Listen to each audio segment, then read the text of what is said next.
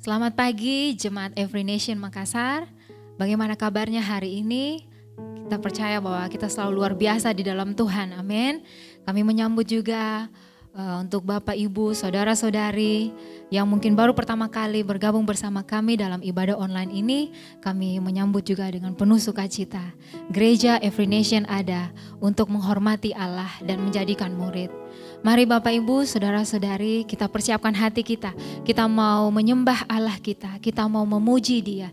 Kita persiapkan hati kita mau berikan Dia yang terbaik. Amin. Kita mau berikan Dia segala yang kita punya. Dengan segenap hati, segenap jiwa, segenap kekuatan. Kita mau berikan Dia yang terbaik hari ini. Amin. Tuhan, kami bersyukur kepada Engkau. Terima kasih Tuhan untuk hari ini. Terima kasih untuk anugerah-Mu. Terima kasih untuk kasih setia-Mu yang kami masih boleh rasakan sampai hari ini ya Tuhan. Saat ini kami datang di hadapan Engkau. Kami bersujud di hadapan Engkau. Kami bawa hati kami ya Tuhan. Kami mau naikkan syukur kami kepada Engkau. Kami mau menyembah Engkau ya Tuhan. Kami mau puji Engkau. Kami mau agungkan nama Engkau. Kami percaya Tuhan, dimanapun kami berada saat ini, Engkau hadir. Engkau akan melawat setiap hati Tuhan. Engkau yang memulihkan setiap hati. Dan Engkau yang akan menguatkan setiap kami. Terima kasih Tuhan. Kami bersyukur kepada Engkau.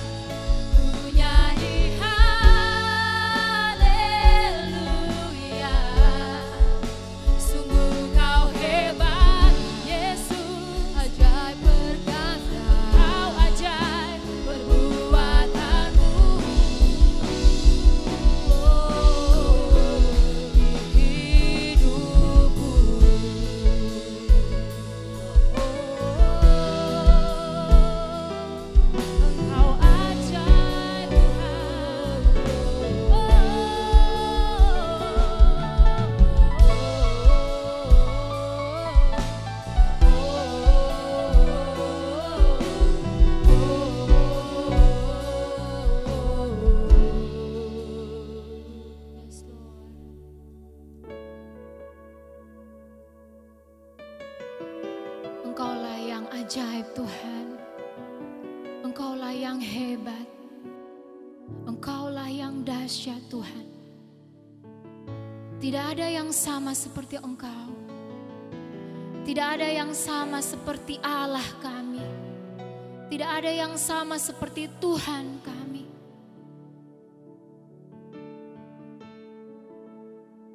Yes Lord. Itulah Engkau Tuhan.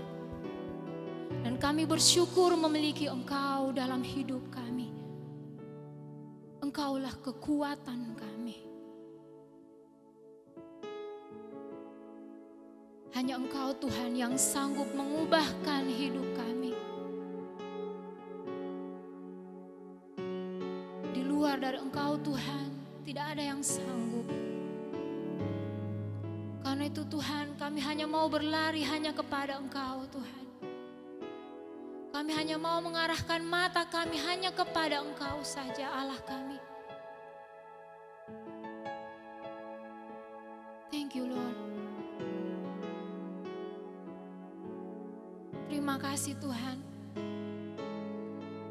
Karena Engkau selalu ada untuk menguatkan kami. Terima kasih Tuhan, Engkau Allah yang memberikan kami keberanian Tuhan. Sehingga kami tidak perlu lagi takut. Kami tidak perlu lagi cemas ya Tuhan. Sebab kami percaya kami memiliki Allah yang hebat. Kami memiliki Allah yang dahsyat. Dan Engkau Tuhan yang selalu menyertai kami. Terima kasih Tuhan. Dalam segala keadaan saat ini Tuhan, kami mau terus mengatakan dan tetap mengatakan bahwa Engkau baik. Apapun yang kami hadapi saat ini Tuhan, kami mau terus naikkan syukur kami pada Engkau. Kami mau terus bersuka cita ya Tuhan. Kami mau terus bersyukur kepada Engkau. Apapun yang kami hadapi saat ini Tuhan, kami mau tetap menyatakan Tuhan bahwa Engkau Allah yang baik. Kami mau terus bernyanyi bagi Engkau Tuhan. Kami mau nyanyikan nyanyian mazmur bagi Engkau. Dan kami mau nyanyikan haleluya hanya bagi Engkau Tuhan. Thank you Lord. Thank you Jesus. Mari sama-sama kita nyanyikan lagi. Ku nyanyi haleluya. Ku nyanyi haleluya. Apapun yang kita hadapi saat ini, nyanyikan nyanyian syukur bagi Dia. Sungguh Kau hebat. Yes Lord. Ajaib perkasa perbuatanmu. Dengan iman kita nyanyikan haleluya bagi Engkau Tuhan. Ku nyanyi haleluya.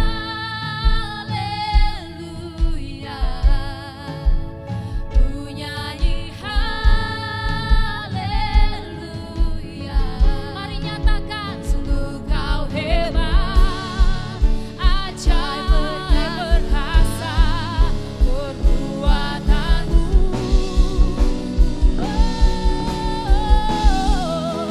Ku nyanyi haleluya.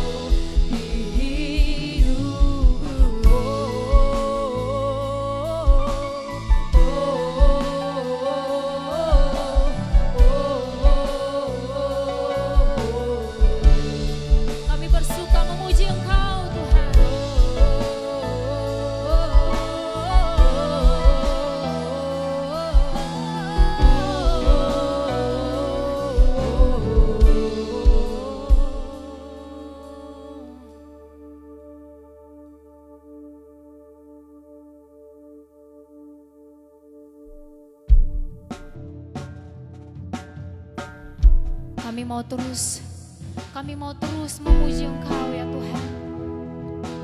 Puji-pujian biarlah keluar dari hati kami Tuhan. Kami mau meninggikan Engkau. Biarlah setiap yang bernafas memuji Engkau ya Tuhan. Biar setiap lutut bertelut menyembah kepada Engkau. Yes Lord. Kebesaran ajaiblah karya-Mu. Mari nyatakan. Adil dan benarlah jalan-Mu. Raja segala bangsa, amin. Yang Maha Kuasa, mulia nama-Mu. Yes Lord. Mari sekali lagi nyatakan. Kebesaran ajaiblah karya-Mu. Mari katakan adil. Adil dan benarlah jalan-Mu. Yes Lord. Raja segala bangsa, yes. Yang Maha Kuasa, mulia nama-Mu.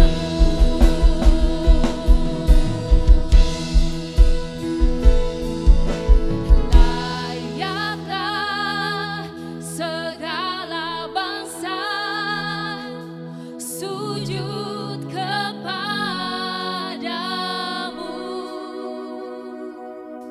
sebab Kau Allah yang kudus, yes, layak disembah.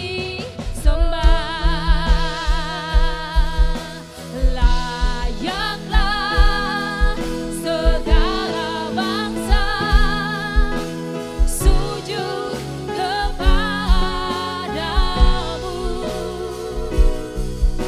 sebab Kau Allah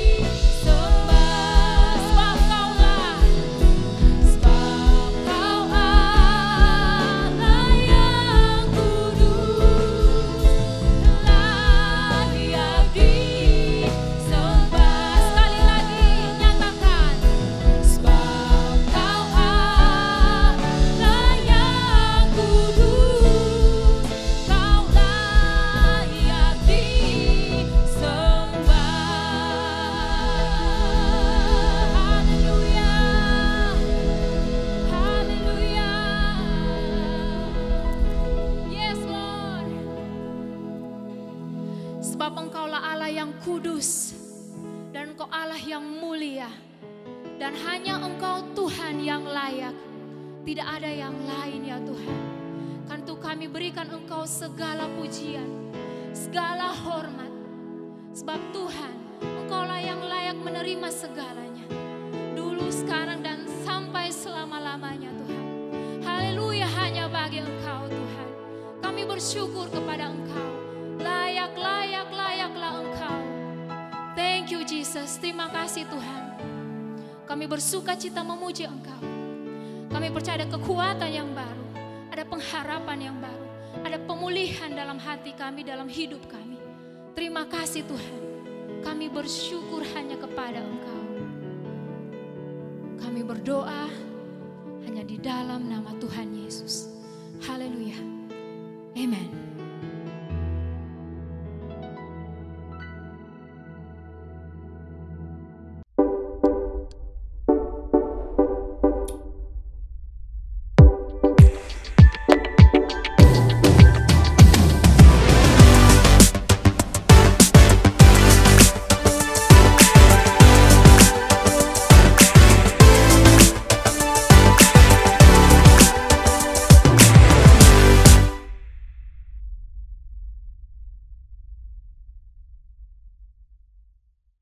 Shalom Bapak Ibu, Saudara yang saya kasih dalam Kristus. Kembali lagi kita sama-sama beribadah pada hari ini. Meskipun masih di dalam ibadah online, tapi saya percaya bahwa kita semuanya saat ini memiliki hati yang rindu untuk memuliakan Tuhan, hati yang rindu untuk mendekat kepada Tuhan. Dan hari ini kita ada di dalam satu seri firman Tuhan yang baru. Ini mengenai sukacita, penuh dengan sukacita, atau sukacita yang penuh. Dan kita akan sama-sama belajar dari surat Rasul Paulus kepada jemaat di Filipi. Dan saudara, surat Rasul Paulus kepada jemaat di Filipi itu ditulis dari dalam penjara. Rasul Paulus dalam keadaan di penjara. Namun suatu yang luar biasa dari surat itu adalah ketika kita membaca surat Rasul Paulus kepada jemaat di Filipi, kita akan melihat bahwa Rasul Paulus sekalipun di dalam kondisi dalam penjara, tetapi hatinya meluap dengan sukacita, hatinya penuh dengan sukacita. Saudara, kita ingin memiliki sukacita. Ya, kita tidak ada seorang pun di sini yang tidak ingin bahagia, yang tidak ingin sukacita. Namun seringkali di dalam perjalanan kehidupan kita, apa yang kita hadapi di dalam hidup kita, itu membuat kita tidak bisa bersukacita. Keadaan-keadaan yang kita hadapi itu mungkin buruk. Mungkin ada penderitaan yang kita alami oleh karena mungkin ada sakit yang kita hadapi. Mungkin ada keinginan kita yang tidak terpenuhi. Ya, barangkali ada pekerjaan yang hilang, yang kita tidak miliki lagi, penghasilan yang berkurang, dalam hubungan kita satu sama lain mungkin terjadi banyak kesulitan-kesulitan, penderitaan-penderitaan, dan banyak hal yang membuat kita sulit untuk bersukacita. Dan khususnya di tengah-tengah pandemi seperti ini, tentu saja ada semakin banyak tantangan yang kita hadapi. Ada semakin banyak hal-hal yang membuat mungkin kita tidak bisa bersukacita atau kita kehilangan sukacita. Namun ada pengharapan yang luar biasa ketika kita membaca kitab suci, khususnya saat ini kita akan sama-sama belajar dari kitab Filipi, dan kita akan bisa melihat di situ seorang yang penuh dengan sukacita meskipun keadaan yang dia hadapi tentu saja tidak mulus, tidak semuanya tidak sesuai dengan keinginannya. Ada begitu banyak kesulitan, penderitaan, tantangan yang dia hadapi. Namun dalam surat yang ditulis oleh Rasul Paulus kepada jemaat di Filipi, kita bisa melihat hatinya yang melimpah dengan sukacita. Jadi hari ini kita akan memulai seri kita tentang sukacita yang penuh ini, atau penuh dengan sukacita ini. Bagaimana kita bisa penuh dengan sukacita dari kitab Filipi. Kita akan mulai dari Filipi pasal 1 ayat 12 sampai 21. Bapak Ibu Saudara bisa membaca dari Alkitab Bapak Ibu Saudara, ataupun bisa melihat di dalam layar handphone atau layar TV, layar komputer Bapak Ibu Saudara. Filipi pasal 1 ayat 12 sampai 21. Aku menghendaki saudara-saudara supaya kamu tahu bahwa apa yang terjadi atasku ini justru telah menyebabkan kemajuan Injil, sehingga telah jelas bagi seluruh istana dan semua orang lain bahwa aku dipenjarakan karena Kristus. Dan kebanyakan saudara dalam Tuhan telah beroleh kepercayaan karena pemenjaraanku untuk bertambah berani berkata-kata tentang firman Allah dengan tidak takut. Ada orang yang memberitakan Kristus karena dengki dan perselisihan, tetapi ada pula yang memberitakannya dengan maksud baik. Mereka ini memberitakan Kristus karena kasih, sebab mereka tahu bahwa aku ada di sini untuk membela Injil. Tetapi yang lain karena kepentingan sendiri dan dengan maksud yang tidak ikhlas. Sangkanya dengan demikian mereka memperberat bebanku dalam penjara. Tetapi tidak mengapa, sebab bagaimanapun juga Kristus diberitakan, baik dengan maksud palsu maupun dengan jujur. Dan tentang hal itu aku bersukacita, dan aku akan tetap bersukacita, karena aku tahu bahwa kesudahan semuanya itu ialah keselamatanku oleh doamu dan pertolongan Roh Yesus Kristus. Sebab yang sangat kurindukan dan kuharapkan ialah bahwa aku dalam segala hal tidak akan beroleh malu, melainkan seperti sedia kala demikian pun sekarang Kristus dengan nyata dimuliakan di dalam tubuhku, baik oleh hidupku maupun oleh matiku. Karena bagiku hidup adalah Kristus dan mati adalah keuntungan. Bapak Ibu Saudara yang saya kasih, mari kita sama-sama berdoa kepada Tuhan, memohon pertolongan Tuhan agar kita memahami firman-Nya, dan firman-Nya ini berdampak di dalam kehidupan kita, dalam hati kita, dan akan melimpahkan sukacita di dalam hati kita. Bapa di sorga, terima kasih untuk kesempatan yang Kau berikan kepada kami saat ini. Kami boleh datang kepadamu dan benar-benar menyisihkan waktu ini secara khusus. Kami berfokus kepadamu. Kami boleh mengarahkan sepenuh hati, jiwa, pikiran kami kepada Engkau saja. Tolong kami untuk bisa fokus kepadamu saja Tuhan saat ini. Saat kami sama-sama mendengarkan firman, belajar dari firman, Roh Kuduslah yang kiranya membuka mata hati kami, supaya kami boleh melihat sesuatu yang ajaib, suatu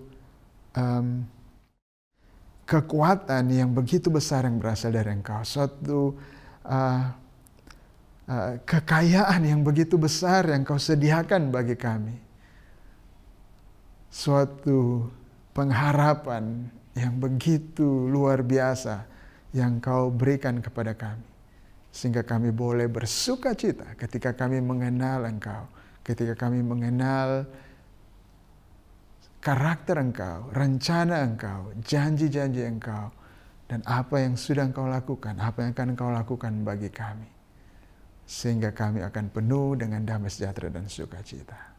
Tolong kami ya Tuhan, di dalam nama Yesus Kristus. Amin.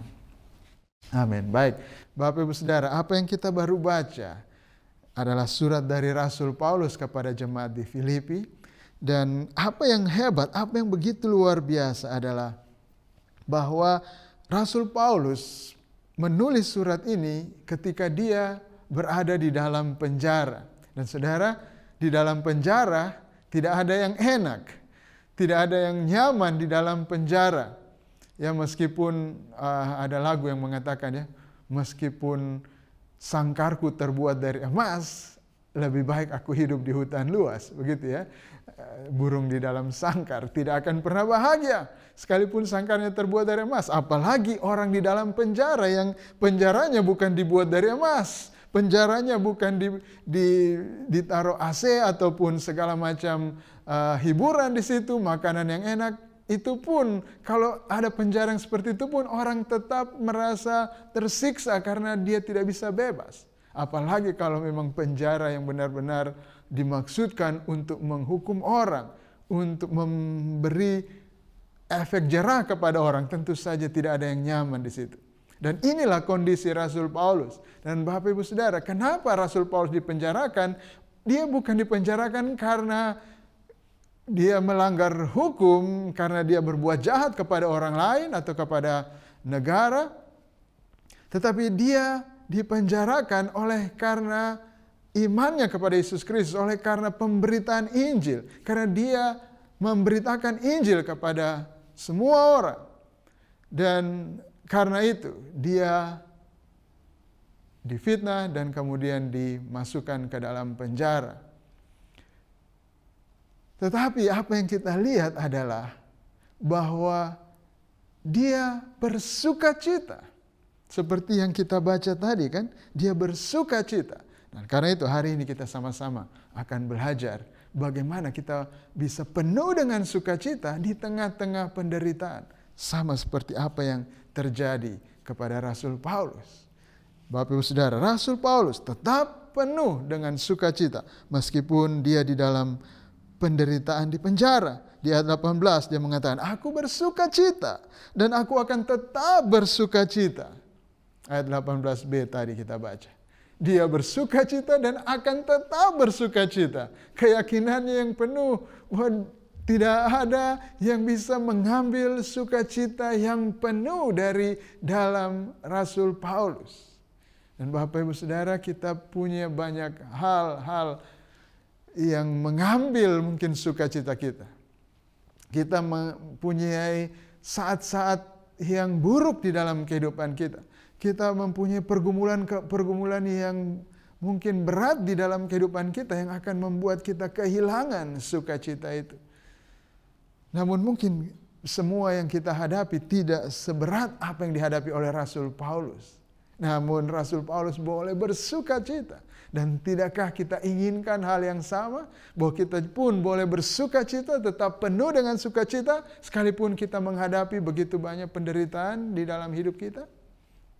Ya, kalau Bapak Ibu mau, mari sama-sama kita akan belajar dari Rasul Paulus. Yang pertama tentu saja kita sama-sama akui dulu bahwa kita punya penderitaan.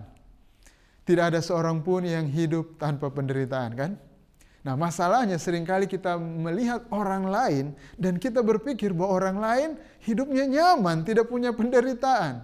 Bapak Ibu, itu salah besar, itu hanya imajinasi kita. Tidak ada seorang pun yang bebas daripada penderitaan. Meskipun dia itu kaya, meskipun dia itu terkenal, meskipun dia itu mungkin gagah, ya, meskipun dia itu cantik, mungkin banyak orang menyukai dia menjadi idola bagi banyak orang, dan dia seperti tidak kekurangan apa-apa di mata kita. Tetapi Bapak Ibu, itu tidak benar bahwa ada orang yang bisa hidup tanpa penderitaan. Amsal mengatakan hati mengenal kepedihannya sendiri, dan orang lain tidak dapat turut merasakan kebahagiaannya. Saudara, kita hanya bisa melihat orang lain dan mungkin kita iri, mengatakan bahwa mereka itu orang yang senang. Tapi saudara, tidak ada yang seperti itu. Semua orang pasti mengalami penderitaan, pasti punya problem tersendiri, punya kepedihan tersendiri. Nah, sekarang persoalannya adalah, apakah di dalam kepedihan itu, di dalam penderitaan itu, kita masih bisa tersenyum, kita masih bisa bersuka cita, ataukah kita sama sekali kehilangan harapan dan kita frustrasi dan benar-benar tidak ada sukacita? Nah, kalau kita tidak ada sukacita, itulah problemnya, dan tentu saja tidak ada di antara kita yang mau seperti itu. Nah, karena itu mari kita sama-sama akan melihat dari Rasul Paulus, dan tentu saja ini akan juga dapat kita terapkan prinsip ini seperti apa yang dimiliki oleh Rasul Paulus, prinsip apa yang ada dalam hati Rasul Paulus itu juga bisa kita terapkan supaya kita pun bisa seperti apa yang dialami oleh Rasul Paulus. Dia bisa penuh dengan sukacita sekalipun di tengah-tengah penderitaan. Mari kita sama-sama lihat apa yang membuat Rasul Paulus bersukacita di tengah-tengah penderitaan.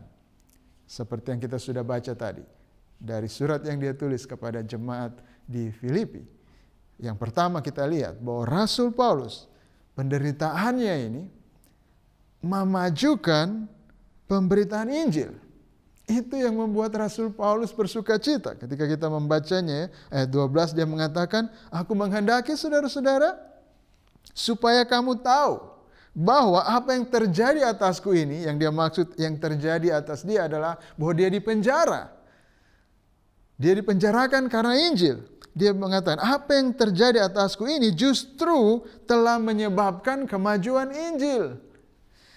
Sehingga ini adalah kemajuan dari Injil itu. Telah jelas bagi seluruh istana dan semua orang lain bahwa aku dipenjarakan karena Kristus. Pemenjaraan Paulus membuat orang lain kepo. Membuat orang lain bicara. Wih, ada itu orang di penjara. Dan kenapa bisa dia di penjara? Oh itu karena dia membawa satu ajaran baru. Karena dia memberitakan tentang ada orang yang namanya Yesus Kristus yang bangkit dari antara orang mati. Orang jadi kepo. Orang menggosipkan dia. Tetapi ketika orang menggosipkan dia, akhirnya beritanya tersebar dan jelas bahwa Rasul Paulus ini dipenjarakan karena Kristus. Semua orang mendengar nama Kristus. Semua orang berpikir tentang Kristus. Semua orang menjadi kepo dan bertanya, siapa Kristus ini? Kenapa ada orang yang mau memberitakan itu sekalipun dia harus dipenjarakan? Selain yang terjadi di dalam kehidupan Rasul Paulus. Dia dipenjarakan, tetapi dengan keadaan itu, dengan dia dipenjarakan, orang-orang justru mengenal Kristus. Berita tentang Kristus semakin tersebar. Dan efek yang berikutnya ayat 14 adalah, dan kebanyakan saudara dalam Tuhan telah beroleh kepercayaan karena pembencaraanku untuk bertambah berani berkata-kata tentang firman Allah dengan tidak takut. Ini efek yang kedua, kemajuan Injil yang kedua adalah bahwa dengan Rasul Paulus dipenjarakan, orang-orang, jemaat-jemaat justru semakin berani.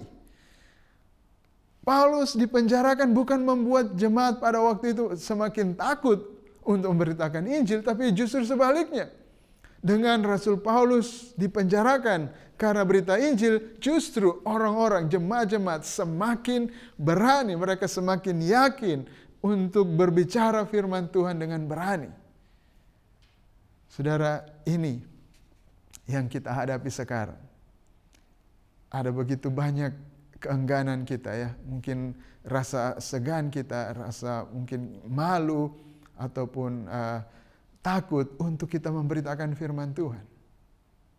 Dan kita butuh dorongan untuk membuat kita yakin dengan Injil. Dan dengan berani tanpa takut kita mau memberitakan firman Allah ini. Dan saudara, salah satu yang mendorong kita untuk menjadi berani adalah orang-orang yang menderita karena Injil. Ketika kita membaca cerita-cerita para rasul, bagaimana mereka dianiaya oleh karena pemberitaan Injil. Dan juga semua orang di dalam sejarah gereja yang pergi untuk memberitakan Injil. Para misionaris yang pergi ke daerah-daerah yang sulit, yang mengalami banyak ancaman. Bukan hanya dari manusia, tetapi juga dari bencana alam, dari penyakit. Namun mereka pergi, mereka mengambil resiko, dan ada orang-orang yang mengalami banyak kehilangan ketika mereka pergi untuk memberitakan Injil. Justru ketika kita membaca cerita tentang itu, justru timbul di hati kita keberanian, dorongan untuk kita memberitakan Injil. Kita tidak akan menjadi takut memberitakan Injil ketika kita membaca cerita-cerita para rasul, para misionaris, para pemberita Injil yang mengalami banyak kesulitan, banyak penderitaan untuk mereka memberitakan Injil. Kita pasti akan dibangkitkan, kita pasti akan didorong, kita akan terpacu untuk memberitakan Injil. Ketika kita mendengarkan cerita atau berita tentang orang-orang yang menderita karena pemberitaan Injil. Dan saudara, itulah yang membuat Rasul Paulus bersuka cita bahwa Injil jadi mengalami kemajuan. Di ayat selanjutnya dia katakan, ayat 15, ada orang yang memberitakan Kristus karena dengki dan perselisihan. Tapi ada pula yang memberitakan dengan maksud baik. Ya, saudara, ini juga bukan hal yang baik bagi Rasul Paulus ketika ada orang yang memberitakan Injil karena dengki. Orang-orang ini punya maksud yang palsu, maksud yang tidak tulus. Mereka pikir, ayat 16, mereka ini memberitakan Kristus karena, ayat 17. Tetapi yang lain karena kepentingan sendiri dan dengan maksud yang tidak ikhlas, sangkanya dengan demikian mereka memperberat bebanku dalam penjara. Ini orang-orang yang tidak punya maksud yang tulus.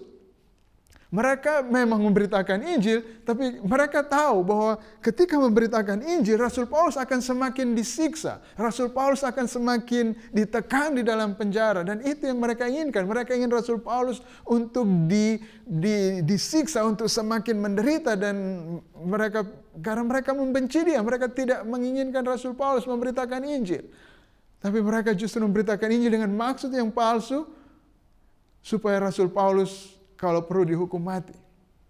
Tapi Rasul Paulus punya sikap apa? Dia bilang, tidak, mengapa? No problem. Saya tidak masalah. Yang penting Injil diberitakan. Itu yang dia katakan. Ya, ada orang-orang juga yang bermaksud baik untuk memberitakan Injil, bahwa mereka memang karena kasih dan mereka benar-benar tulus. Mereka tahu Paulus di penjara karena berita Injil, dan karena itu mereka terdorong, mereka menjadi berani, mereka mau mengambil bagian bersama-sama dengan Rasul Paulus di dalam penderitaan Kristus, dan mereka memberitakan Injil dengan berani. Dan saudara, Rasul Paulus tidak pusing apakah orang memberitakan Injil dengan maksud palsu atau dengan maksud benar. Dia mengatakan ayat 18, tapi tidak mengapa, sebab bagaimanapun juga Kristus diberitakan. Yang penting Kristus diberitakan, itu membuat Rasul Paulus bersuka cita. Dia tidak pusing dengan soal yang lain. Dia mungkin bisa makan kurang di dalam penjara itu, ya mungkin makan sehari sekali, mungkin makan itu terus setiap hari. Dia mungkin secara psikologis tidak bebas, ya dia harus ada di satu tempat yang terkurung di situ, tetapi tidak mengapa. Dia tidak merasa putus asa di situ, dia tidak merasa hidupnya seperti tidak ada gunanya, lebih baik dia mati, bunuh diri, ataupun dia komplain kepada Tuhan, sama sekali tidak. Tapi dia mengatakan, dia bersuka cita dan aku akan tetap bersuka cita. Itu yang dia katakan. Kenapa? Karena Injil diberitakan, karena Kristus diberitakan baik dengan maksud palsu maupun dengan jujur. Tentang hal itu, tentang pemberitaan Kristus itu, tentang Injil yang terus diberitakan itu, aku bersuka cita. Saudara, itu alasan Rasul Paulus. Kenapa dia tetap penuh sukacita di tengah-tengah penderitaan. Karena penderitaannya membuat Injil semakin maju. Karena hasratnya, keinginannya, gairahnya adalah Injil diberitakan. Itu yang membuat dia bisa bersukacita di tengah-tengah penderitaan. Karena tidak ada satupun yang bisa menghalangi berita Injil. Injil adalah kekuatan Allah yang menyelamatkan. Dan Bapak Ibu Saudara, bagaimana dengan kita? Mungkin kita mengatakan, ya Rasul Paulus punya penderitaan. Dan penderitaannya itu membuat Injil dimajukan. Tapi bagaimana dengan kita? Kita punya penderitaan ini, apakah membuat kemajuan Injil? Kalau penderitaan saya tidak membuat Injil maju, apa yang bisa menjadi dasar saya bersuka cita? Saudara, yang penting adalah penderitaan kita punya dampak yang baik. Jadi jangan kita menderita karena kita melanggar hukum. Jangan kita menderita karena kita berbuat jahat. Jangan kita menderita karena kebodohan kita. Tapi marilah kita menderita untuk perkara-perkara yang baik. Perkara-perkara yang mendatangkan kebaikan bagi orang lain. Dan khususnya, mari kita menderita karena Injil. Percuma kita menghindari penderitaan karena Tidak mungkin kita menghindari penderitaan. Semua orang pasti menderita. Siapa di antara kita yang sudah berhasil bebas dari penderitaan? Ada? Adakah di sini yang sudah bisa mengatakan bahwa oh, saya sekarang sama sekali tidak ada penderitaan hidup saya? Adakah? Tidak ada kan? Jadi konyol adalah sebuah kebodohan kalau kita menghabiskan hidup kita hanya untuk menghindari penderitaan. Jadi apa yang harus kita lakukan supaya kita bisa bersuka cita di tengah-tengah penderitaan? Menderitalah dengan baik. Maksudnya menderitalah untuk satu perkara yang baik. Untuk sesuatu yang punya arti. Menderitalah bagi Injil. Saudara, jangan takut kita menderita karena kita memberitakan Injil. Karena toh bagaimanapun juga kita akan menderita. Tapi ketika kita menderita karena pemberitaan Injil, karena kita mendukung pemberitaan Injil atau karena kita sendiri memberitakan Injil, maka kita bisa bersuka cita di tengah-tengah penderitaan itu. Sama seperti Rasul Paulus. Dia bisa bersuka cita di tengah-tengah penderitaan karena berita Injil. Karena dia memberitakan Injil. Karena keinginannya, karena hasratnya adalah Injil itu diberitakan. Jadi kalau kita mau punya sukacita di tengah-tengah penderitaan, mari kita punya hasrat untuk memberitakan Injil ini. Mari jadikan pemberitaan Injil adalah tujuan hidup kita, ambisi kita, usaha kita, yang kita pergumulkan, yang kita perjuangkan, sehingga sekalipun kita menderita, kita tahu kita punya perjuangan yang pantas untuk kita bisa bersukacita, untuk kita penuh dengan sukacita, yaitu berita Injil ini. Lanjut, yang kedua kita lihat apa yang membuat Paulus bersuka cita di tengah penderitaan adalah bahwa penderitaannya akan berakhir dengan keselamatan. Di ayat 18 kita lanjut ya, dia mengatakan ayat 18 bagian terakhir, dan aku akan tetap bersuka cita. Kenapa? Dia memberikan alasan. Ayat 19, karena aku tahu bahwa kesudahan semuanya ini adalah keselamatanku. Dan oleh doamu dan pertolongan Yesus Kristus.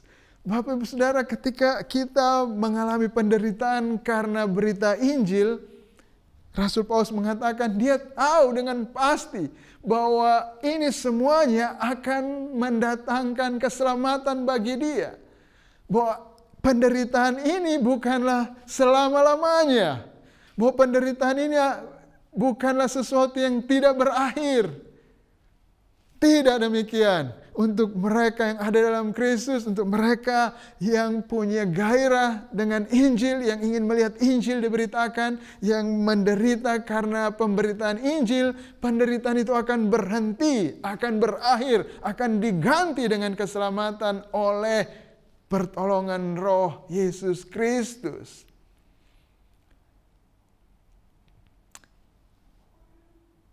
Penderitaan bukanlah sesuatu yang kekal. Karena itu kita bisa bersuka cita kalau kita tahu bahwa ujung-ujungnya, sekalipun saat ini kita menderita, kita tahu ini bukan endingnya.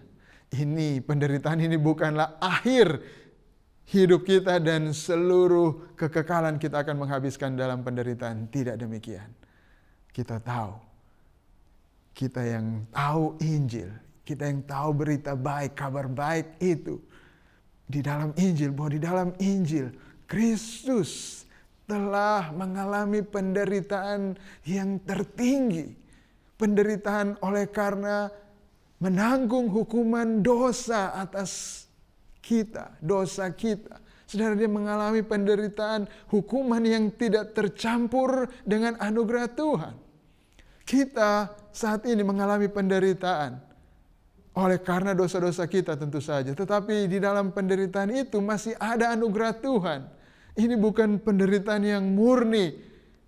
Penderitaan karena dosa kita semuanya dilimpahkan kepada kita. Hukuman Tuhan dihantamkan ke atas kita. Tidak sama sekali. Penderitaan yang kita tanggung karena dosa kita masih dicampur Tuhan dengan anugerahnya. Tapi apa yang kita dengar dalam berita Injil, Yesus Kristus mengalami penderitaan yang murni penderitaan. Itu adalah cawan yang berisi murka Allah yang murni, yang tidak tercampur dengan apapun juga. Itu yang dia minum di atas kayu salib. Itu penderitaan yang tertinggi, yang membuat dia bergumul di Taman Getsemani, yang membuat dia begitu stres, membuat keringatnya seperti titik darah, karena begitu stresnya dia. Karena dia sedang menghadapi penderitaan yang murni adalah hukuman Allah yang tidak tercampur dengan anugerah, dengan belas kasihan Allah. Itu berita Injil yang kita dengar, bahwa dia melakukan semuanya itu untuk menggantikan kita, untuk menanggung bagi kita, supaya kita dibebaskan dari penderitaan murni hukuman dari Allah atas dosa-dosa kita. Karena penderitaan yang seperti itu adalah penderitaan yang kekal, yang tidak bisa kita tanggung, yang tidak bisa, yang membuat kita ingin mati tapi kita tidak bisa mati. Yang membuat kita mengatakan kepada gunung, runtuhlah, timpalah kami, kepada batu-batu untuk menimbun kita supaya kita mati, tapi kita tidak bisa dapatkan itu. Ketika kita mengalami penderitaan kekal karena hukuman atas dosa-dosa kita. Tapi kita semua sudah dibebaskan dari itu. Itu adalah berita Injil yang kita dengar. Oleh karena itu Rasul Paulus punya keyakinan bahwa kesudahan semuanya ini adalah keselamatanku oleh doamu dan oleh pertolongan Roh Yesus Kristus. Kalau kita punya iman kepada Kristus, kita tahu bahwa penderitaan kita ini bukanlah penderitaan kekal. Ini bukanlah hukuman kekal. Ini semuanya hanya sementara. Dan satu waktu keselamatan yang penuh akan mendatangi kita. Itulah yang membuat Rasul Paulus bersukacita, penuh dengan sukacita. Itu juga yang membuat kita bisa penuh dengan sukacita. Jadi Bapak Ibu, jangan takut ketika penderitaan itu datang. Jangan putus asa Bapak Ibu Saudara yang saya kasihi dalam Kristus. Karena sesungguhnya pengharapan itu ada di depan sana. Lalui saja, biarkan dia datang. Oke, mari silakan kita lalui ini. Tapi kita tahu bahwa ini semuanya akan berakhir. Ini tidak selama-lamanya. Keselamatan ada di ujung sana. Mari kita lalui dengan penuh pengharapan. Kita lanjut, apa berikutnya yang membuat Rasul Paulus bersukacita di tengah penderitaan adalah bahwa penderitaannya itu layak demi kemuliaan Allah. Ayat 20, sebab yang sangat kurindukan dan kuharapkan ialah bahwa aku dalam segala hal tidak akan beroleh malu, melainkan seperti sedia kala demikian pun sekarang Kristus dengan nyata dimuliakan di dalam tubuhku, baik oleh hidupku maupun oleh matiku. Ini Rasul Paulus dia bilang, yang sangat kurindukan, yang sangat kuharapkan. Ini gairahku, ini keinginanku, ini adalah tujuan hidupku. Apa yang kuinginkan di dunia ini adalah bahwa Kristus dengan nyata dimuliakan di dalam tubuhku, baik oleh hidupku maupun oleh matiku. Dan bagi Paulus, sepanjang Kristus dimuliakan di dalam dirinya, dia akan bersukacita. Dia tidak akan malu. Dia katakan, dalam segala hal tidak akan beroleh malu. Seperti dulu sampai sekarang, Kristus dengan nyata dimuliakan di dalam tubuhku. Karena bagi Paulus, dia punya satu tujuan saja. Dia punya satu keinginan utama saja, yaitu Kristus dimuliakan di dalam dirinya. Dan saudara, kalau kita punya keinginan yang sama seperti itu, kalau kita punya ambisi saja yang sama, satu saja ambisi kita, satu saja tujuan hidup kita, itu untuk memuliakan Allah, maka semua penderitaan itu kita rasa itu layak demi kemuliaan Allah. Tidak ada satupun yang kita sesali, tidak ada satupun yang akan membuat kita merasa, aduh ini penderitaan terlalu besar untuk perkara ini, tidak pantas, dan kita bisa menjadi frustrasi. Saudara, itu yang membuat kita frustrasi biasanya kan. Ketika kita merasa bahwa penderitaan ini terlalu besar dibandingkan dengan apa yang kita harapkan. Kita pikir tidak pantas untuk kita perjuangkan perkara ini. Dengan begitu susah payah saya menderita hanya demi sesuap nasi saja mungkin ya. Kita mungkin merasa aduh tidak pantas. Mungkin ketika kita membeli sesuatu yang terlalu mahal, yang overpriced dan kita menyesal. Kita, waduh, harusnya saya tidak beli barang ini karena tidak pantas barang ini dihargai sedemikian mahal. Tapi saudara, ketika kita menderita karena kemuliaan Tuhan, kita tidak akan pernah menyesal. Kita tidak akan pernah mengatakan, waduh ini terlalu mahal, ini terlalu besar harga yang saya bayar, penderitaan yang saya harus alami terlalu besar demi perkara ini. Kalau ini adalah perkara tentang kemuliaan Allah, kalau ini adalah perkaranya Kristus, ini adalah tentang Injil Kristus, kita akan tahu seperti Rasul Paulus bahwa ini tidak memalukan, ini sesuatu yang pantas, penderitaan ini wajar, dan bahkan kemuliaan yang akan kita terima itu jauh lebih besar. Bahwa penderitaan ini pun hanyalah penderitaan ringan dibandingkan dengan kemuliaan yang berat, yang kekal, yang selama-lamanya yang akan kita terima oleh karena kita ada dalam Kristus. Dan karena keinginan kita adalah untuk memuliakan Allah, ini adalah perkara yang pantas untuk kita perjuangkan. Ini adalah satu yang pantas untuk kita melalui segala macam penderitaan itu. Yang penting Allah dimuliakan, Kristus dimuliakan di dalam hidup kita. Paulus mengatakan ayat 21, karena bagiku hidup adalah Kristus dan mati adalah keuntungan. Saudara, ini yang membuat Paulus bersuka cita. Karena dia punya satu hal saja di dalam hidup ini. Hanya satu yang dia inginkan. Hanya satu yang dia sangat harapkan. Yaitu Kristus. Kristus bagi Paulus hidup adalah Kristus. Itu kesimpulan dari seluruh kehidupan Paulus. Hidup adalah Kristus. Kristuslah tujuannya. Kristuslah keinginannya. Kristuslah dambaan hatinya. Dan mati adalah keuntungan. Jadi lihat apa yang bisa dilakukan musuh-musuh Paulus. Mau bunuh Paulus. Paulus bilang mati adalah keuntungan. Kalau saya dibunuh sekarang, kalau saya mati sekarang, saya akan langsung ketemu dengan Kristus. Dan itu adalah yang saya inginkan. Itu adalah kemuliaan, itu adalah kebahagiaan saya. Kalau dia harus disiksa, harus menderita, dia tahu bahwa dengan penderitaan itu, Kristus dimuliakan. Orang-orang akan semakin mengenal Kristus. Berita tentang Kristus akan semakin tersebar luas. Dan mereka akan tahu Kristus yang menderita untuk mereka, untuk dosa-dosa mereka. Dan orang-orang akan percaya kepada Kristus dan memuliakan Kristus. Karena mereka melihat di dalam penderitaan umat Kristus, mereka mendengar cerita tentang Injil, tentang Allah yang menjadi manusia dalam Kristus, yang menderita untuk mereka, untuk menanggung dosa mereka supaya mereka bisa diselamatkan. Dan dengan demikian orang-orang akan percaya kepada Kristus dan memuliakan Kristus. Sama seperti kita yang sekarang percaya kepada Kristus, kita memuliakan Kristus, kita mengagumi Dia, kita menyembah Dia. Oleh karena Dia menderita bagi kita, karena Dia mati bagi kita, karena Dia menanggung hukuman Allah yang begitu besar atas dosa-dosa kita. Dia tanggung semuanya itu, Dia lalui semuanya itu. Dan karena itu kita hargai Dia, kita puja Dia, kita muliakan Dia. Jadi Bapak Ibu Saudara, bagaimana kita bisa penuh sukacita di dalam penderitaan?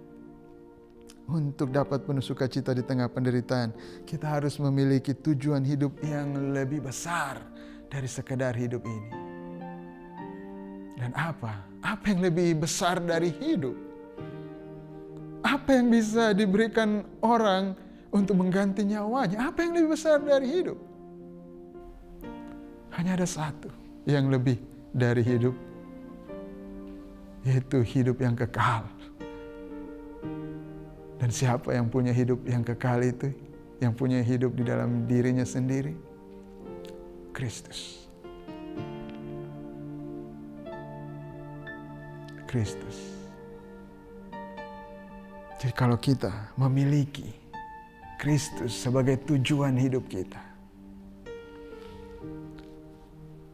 itulah yang membuat kita penuh dengan sukacita di tengah-tengah penderitaan yang kita hadapi.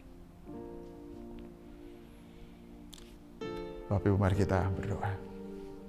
Tuhan, terima kasih. Engkau lah yang memberikan kepada kami pengharapan di tengah-tengah kehidupan kami yang frustrasi ini, yang penuh dengan penderitaan, penuh dengan kesia-siaan, segala usaha manusia yang terbaik pun hanyalah usaha menjaring angin di bawah matahari ini. Namun Engkau telah menebus kami. Engkau telah menerangi mata kami, mata hati kami, sehingga kami boleh melihat ada tujuan yang besar di sana yang tidak sia-sia. Bahwa ada satu orang yang pantas untuk kami berikan hidup kami, yang membuat kami boleh bersuka cita sekalipun kami mengalami begitu banyak penderitaan. Oleh karena satu orang itu yang begitu indah, yang telah melakukan hal yang baik kepada kami, yaitu Yesus Kristus. Tuhan, tidak ada yang sama seperti Engkau, Tuhan. Saat ini Tuhan, kami mau mengingat itu, kami mau mengarahkan mata kami kepadamu. Kami mau mengarahkan mata kami kepadamu, melihat keindahan Engkau yang menderita bagi kami. Engkau yang Allah maha bahagia, yang seharusnya tidak perlu mengalami penderitaan. Namun Engkau menjadi manusia, hanya supaya bisa menderita, hanya supaya bisa mati bagi kami. Tuhan, saat ini kiranya Engkau berkenan membuka mata setiap kami. Mungkin ada di antara kami yang belum melihat keindahan Kristus itu. Kami berdoa, Roh Kudus, buka mata kami, supaya kami melihat keindahan Kristus itu. Dia yang menderita bagi kami, Dia yang mati bagi kami. Supaya kami bisa bersuka cita karena Kristus saja, Tuhan.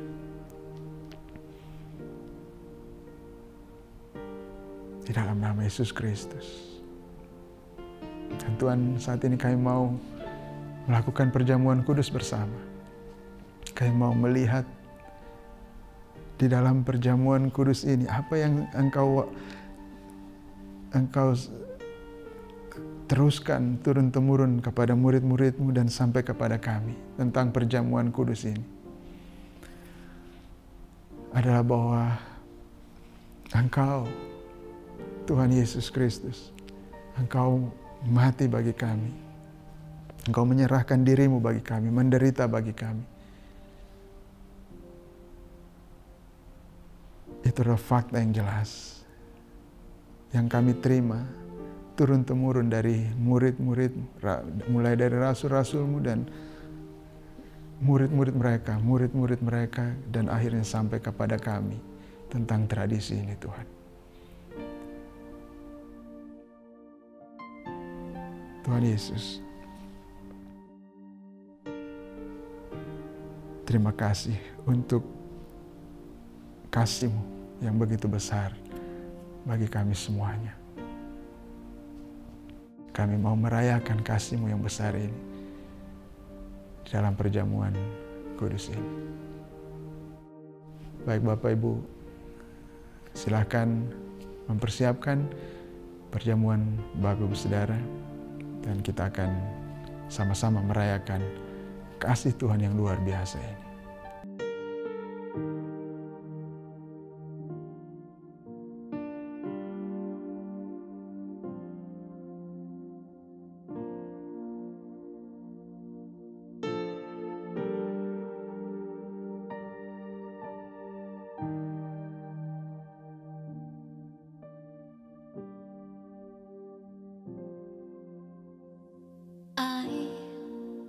Was so rich, I remember who I was lost, I was blind, I was running out of time.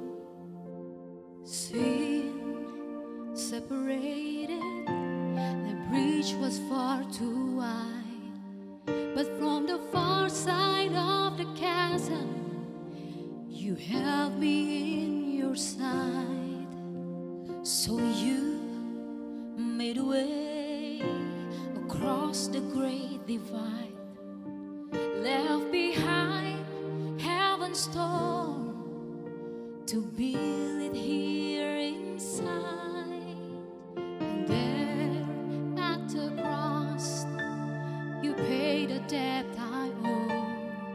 broke my chains, freed my soul.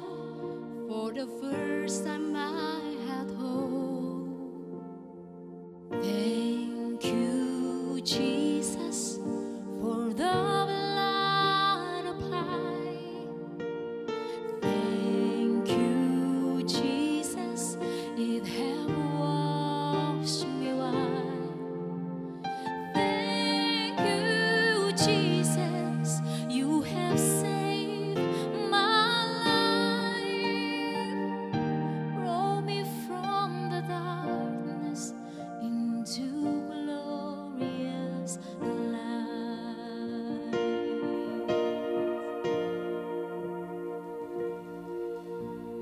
You took my place, there inside my tomb of sin. You were buried for 3 days, and then you walked right out again.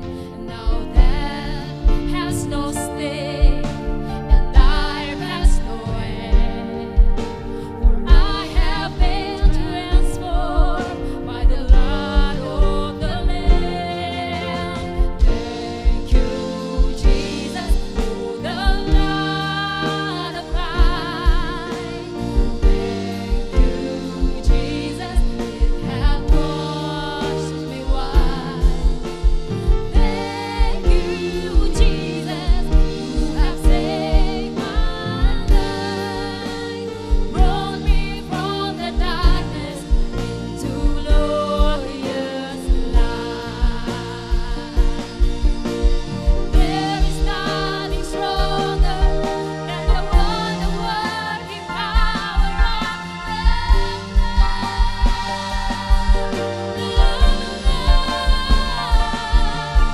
that calls us sons and daughters. We are ransomed by our Father through the There is nothing stronger than the wonder-working power of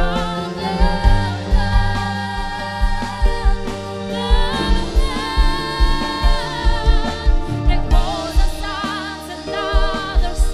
We are ransomed by our Father through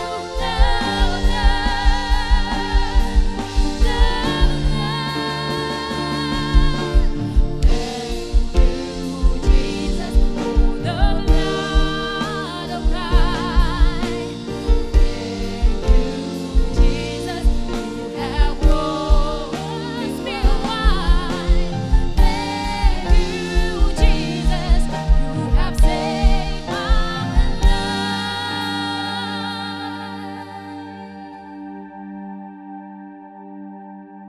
Brought me from the darkness into glorious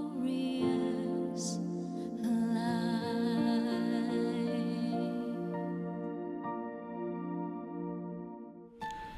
Oh Tuhan Yesus, terima kasih. Terima kasih untuk kasih-Mu yang begitu besar. Saat ini kami mengingat pada malam sebelum Engkau menyerahkan diri-Mu untuk mati bagi kami, untuk menanggung dosa kami, hukuman yang harusnya jatuh atas kami. Engkau mengadakan perjamuan bersama murid-Mu. Engkau mengambil roti, mengucap syukur atasnya, memecah-mecahkannya. Dan Engkau berkata, inilah tubuhku yang diserahkan bagi kamu. Tuhan, terima kasih. Engkau mau menderita bagi kami. Padahal Engkau tidak pantas untuk menderita. Dan Engkau bisa bebas dari penderitaan. Tidak ada seorang pun yang bisa membuat Engkau menderita, Tuhan. Namun Engkau memilih untuk menyerahkan diri-Mu, menderita bagi kami, Tuhan. Tubuh-Mu hancur menanggung hukuman berat yang harusnya jatuh ke atas kami karena dosa-dosa kami. Engkau menanggungnya dan tubuhmu sampai hancur.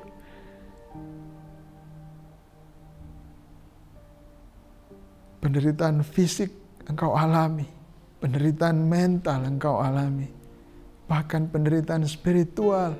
Engkau terpisah dari Allah Bapa. Engkau mengalami semuanya itu Tuhan. Engkau mengalami penderitaan yang tertinggi itu, yang terberat itu, di mana engkau sampai mencucurkan darah melalui keringat-Mu Tuhan. Tidak bisa kami bayangkan penderitaan seperti apa yang Kau alami. Tuhan, apa yang kami alami, penderitaan yang kami alami sekarang tidak ada apa-apanya dengan apa yang Kau alami bagi kami. Bahwa Engkau ditinggalkan oleh Allah Bapa. Engkau masuk di dalam kegelapan, di dalam kutuk. Oh Tuhan, sungguh indah kasih-Mu bagi kami. Kami akui Tuhan, hanya karena Engkau menderita, menanggung dosa kami. Hanya karena itulah kami boleh selamat. Hanya karena itulah kami boleh dibebaskan dari dosa-dosa kami. Kami boleh diampuni dan kami boleh menerima keselamatan kami. Hanya karena Engkau menderita bagi kami Tuhan. Hanya karena Engkau menyerahkan diri-Mu bagi kami. Kami akui Tuhan. Kami akui Engkau-lah keselamatan kami. Bapak Ibu, mari kita makan bersama.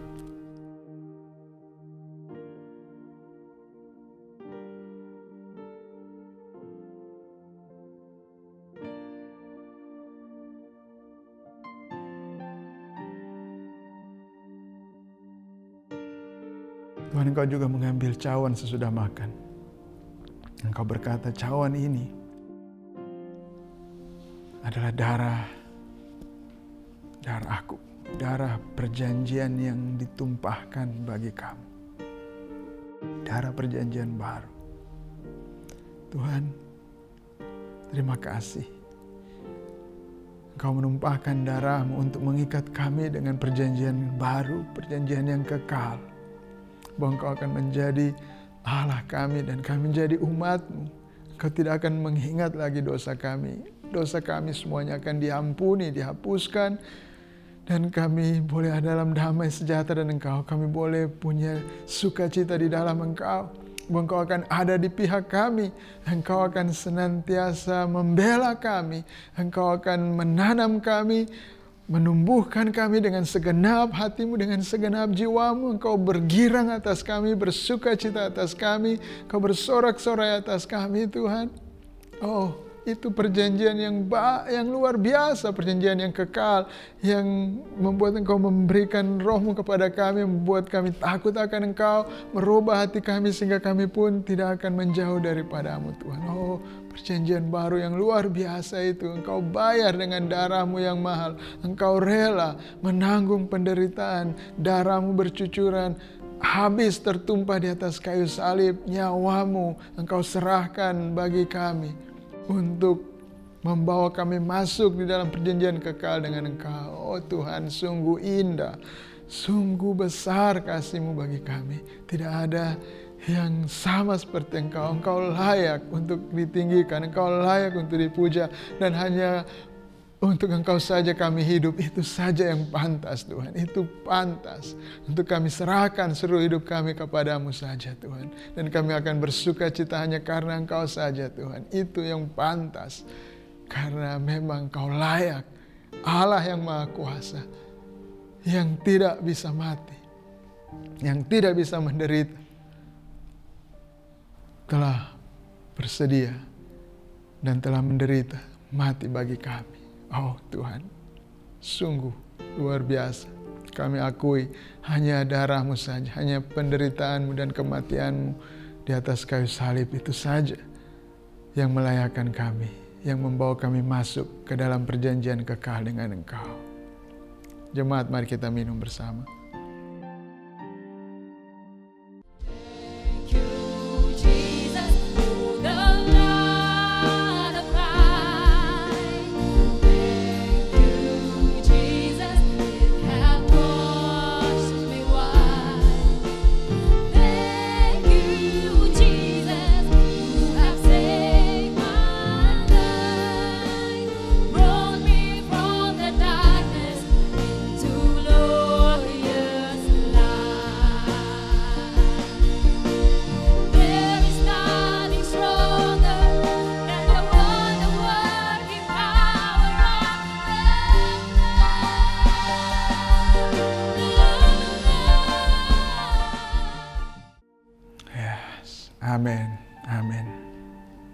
Terima kasih Tuhan untuk kasih-Mu yang begitu besar. Tidak ada yang sama seperti Engkau. Tidak ada yang sama seperti Engkau. Segala pujian bagi Engkau saja. Segala kemuliaan bagi Engkau saja. Biarlah hidup kami memuliakan Engkau. Biarlah di dalam tubuh kami Engkau senantiasa dimuliakan. Baik oleh hidup kami maupun oleh kematian kami. Haleluya. Di dalam nama Yesus Kristus kami tinggikan Engkau. Amin. Baik Bapak Ibu Saudara, kita sama-sama akan memberikan persembahan kita kepada Tuhan. Dan bagi Bapak Ibu yang mau memberi untuk kebutuhan gereja, untuk firman Tuhan bisa diteruskan di dalam jemaat ini, mari kita sama-sama memberikan dengan segenap hati kita, dengan ucapan syukur, dengan iman kepada Tuhan, bahwa Tuhan begitu baik bagi kita. Tuhanlah yang telah memberkati kita, menyediakan semua yang kita butuhkan. Dan apa yang kita miliki sekarang ini, Dialah yang memberikan bagi kita. Dan juga mungkin Bapak Ibu tergerak untuk membantu orang-orang yang lemah, orang-orang yang miskin, mereka yang butuh pertolongan. Bapak Ibu Saudara boleh mentransfer di rekening khusus Social Responsibility yang bisa Bapak Ibu lihat di layar kaca Bapak Ibu Saudara yang kekasih. Baik, mari sama-sama kita berdoa. Bapa, terima kasih Engkau telah memberkati kami, Engkau telah menyediakan segala yang kami butuhkan, bahkan melebihi apa yang kami perlukan telah Engkau percayakan kepada kami. Kami saat ini memegang uang, mempunyai uang yang melampaui kebutuhan kami. Terima kasih, Engkau Allah yang murah hati, Allah yang mengasihi kami. Kami tahu Engkau juga mengasihi banyak orang. Engkau mau memakai kami untuk memberikan sukacita kepada banyak orang. Ada banyak orang di luar sana yang menderita. Dan kami tahu Engkau mau memberikan sukacita, penghiburan bagi setiap orang. Dan biar kami boleh memberi dengan sukacita. Dan Tuhan memberkati kiranya persembahan kami ini. Biar dengan persembahan kami ini, nama Kristus dimuliakan dan semakin banyak orang bersukacita sekalipun di dalam kesulitan penderitaan mereka, karena mereka mengenal Yesus Kristus yang adalah keselamatan hidup kekal mereka. Di dalam nama Yesus Kristus. Amin. Raja segala bangsa, yes, yang maha kuasa, mulia namamu.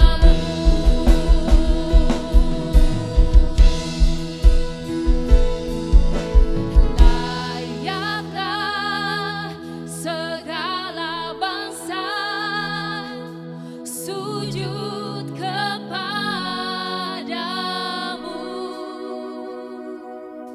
Sebab Kau Allah yang kudus, yes, layak disembah. Layaklah segala bangsa sujud kepadamu. Sebab Kau Allah yang kudus, layak disembah. Bapak Ibu, terimalah berkat Tuhan.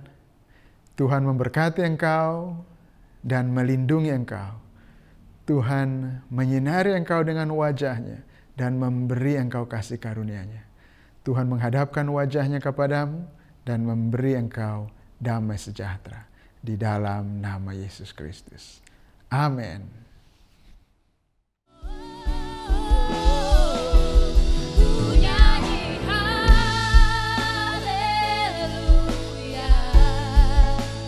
ku nyanyi haleluya. Sungguh Kau hebat, Yesus, ajaib perkasa.